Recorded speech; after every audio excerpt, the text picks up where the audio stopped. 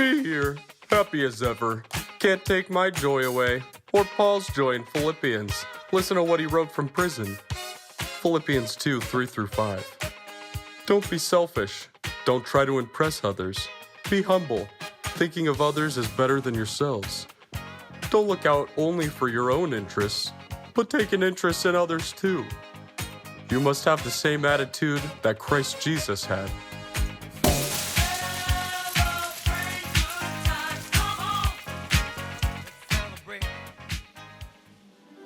Believe it or not, I have been to prison. Yep. I actually went to visit a prison one time because I was interviewing someone who worked there. And I'm gonna tell you right now, prison is exactly what you think it would be. And more, really. It was dark, heavy, lonely, scary, hopeless, empty, you name it. Like, there was just this feeling in the air that felt different. And I remember walking through it thinking, man, I would never want to live here. Because honestly, prison might feel like a place where joy just goes to die. I know that was super dark, but in reality, prison is dark. Now, we know that I've never actually lived in prison, but to be real with you, the last year of my life kind of felt like a prison at times. Not because I was behind bars, but because life felt heavy. It felt dark. There were things happening around me that were pretty painful and pretty hard. A family member got diagnosed with cancer. Mistakes from the past led to a lot of heartache. One of my sweet friends passed away from cancer, and her husband is now raising 4 kids while carrying the weight of that loss.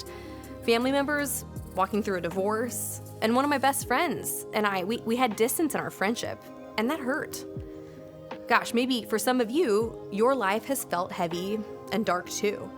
Maybe not in the exact same ways, but in your own way. Maybe your parents are fighting or getting a divorce, or they are divorced. Perhaps a friend has completely stopped talking to you. Perhaps you've gotten left out. Man, that's real. Or you feel anxious all the time. School, sports, whatever it may be, it's overwhelming. Perhaps you feel lonely, even when you're around people. Or maybe this, the group you're sitting with right now, you see the same people every week, but they don't truly know you. Maybe you don't truly know them. If this is you, no cap, you're not weird, and you're definitely not alone. A lot of us know what it feels like to be stuck in something hard. And when life gets hard, most of us do kind of the same things without even knowing it. We go looking around for happiness. We think, if this gets better, then I'll be okay. If they just text me back or they heart my post, then I'll feel better. If I make the team, if I get invited, if I get noticed, if I win, if I succeed, then I'll be happy, right? Wrong. Here's the problem. Happiness is fragile. It breaks easily.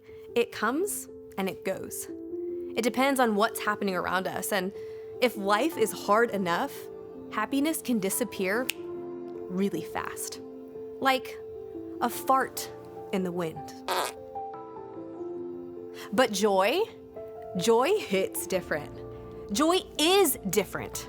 Joy is deeper, and joy actually lasts because real joy is found in Jesus and grows when we serve others. After this hard season of life last year, my mom and I decided for 2026 we were going to choose peace and joy. Not fake happiness, not pretending that everything is perfect, but intentionally looking for joy. So to remember these moments of joy, I made an album in my phone called The Little Things. And I started taking pictures of all the things that brought me joy.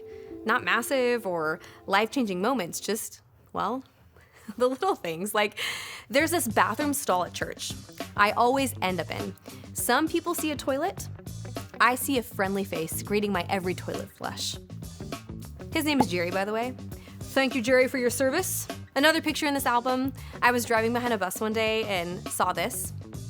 2 kids sitting across the aisle, holding hands through every stop. Now, this is a fountain I regularly drive by. This is what it normally looks like. You see the trees swaying, you see water flowing, but one day, birds. Birds everywhere. I did a double take. And I literally turned my car around to see these birds. Surely someone straight up decorated this fountain with these birds. They looked so real, even down to their feathers blowing in the wind. They were so still. I later learned that they were real, as you can see. And these birds were most likely playing a prank on me. Also, these birds, you ever see birds like this? I'm not the only one, right? Anyways, a neighbor posted this picture on social media saying they found a lost dog and that they gave it a bath. Excuse me, sir? I'm no expert, but that dog definitely does not own a squeaky toy. Also, I love dogs. Absolutely love them. Dogs hanging out car windows, instant joy. Dog out the window with sunglasses, legend. And because I love dogs, it's only fitting. This is our dog Ghost. Look at that face. He's so cute. That's pure joy. Joy is everywhere, in the big things and the little things. It's everywhere if we're willing to look for it, to see it, and to rejoice in it. These pictures are constant reminders that even when life is hard, God is still here, and God is still good. And I wholeheartedly believe that's why Paul says this in Philippians 4:4. Rejoice in the Lord always. I'll say it again, rejoice. Not just rejoice when life is easy, not just rejoice when everything is going your way, not just rejoice only when you feel happy. Rejoice in the Lord always, because happiness is based on circumstances, though joy is based on Jesus. The lady I mentioned to you earlier that I interviewed who worked at the prison, one of the questions I asked her was, why do you do this? Why would you choose to serve in a place that feels so heavy and dark? And you know what she said? She said, because they deserve to experience God's love too. A lot started to make sense in that moment. I was realizing very quickly that real joy is truly found in Jesus, and it grows when we serve others. Philippians 2 actually says to value others above ourselves, to look to the interest of others, to have the same mindset as Jesus, because this is how Jesus lived. He served people, he loved people, he put others first. And when we live like Jesus, joy hits deeper and it actually lasts. So if you remember anything today, remember this: real joy is found in Jesus and grows when we serve others. Not fake happiness, not perfect circumstances, not getting everything you want. Real joy is found in Jesus and grows when we serve others. That's why this week, we want you to remember one simple word. Repeat after me: joy. Now, repeat after me as loud as you can: joy! Joy. J, Jesus first. O, others second. Y, yourself last. Joy, Jesus first, others second, yourself last. Before you leave today, we want you to think of one person you can serve this week. One person you can encourage. One person you can include. One person that you can help. One person that you can send a picture that will bring them joy. Because you might find that when you bring joy to someone else, you find joy too.